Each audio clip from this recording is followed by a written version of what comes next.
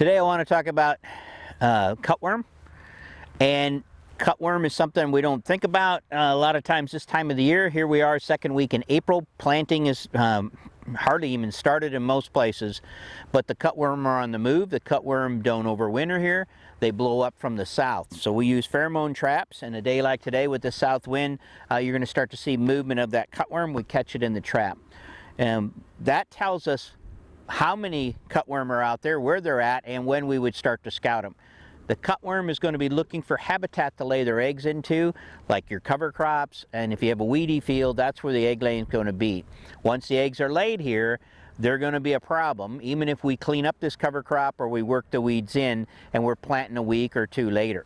So it's not what it looks like when you're planting, is what's it look like when you have a heavy flight.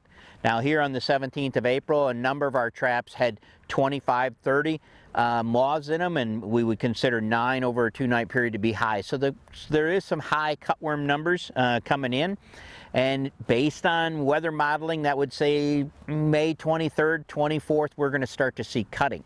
So now we know when to start scouting, and we kind of know where to look. It's going to be in those fields that had green vegetation.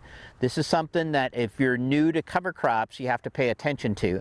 If you've been doing tillage or even no-till with clean fields, cutworm probably hasn't been an issue in the past, but as we move into more of the cover crop, and we can have cutworm heavy infestation here in our strip trials, and in the next block over where we had no vegetation, just 30 inches away, we have a big reduction in the amount of cutworm eggs that were laid. So habitat is important with this one, and we have to keep that in mind.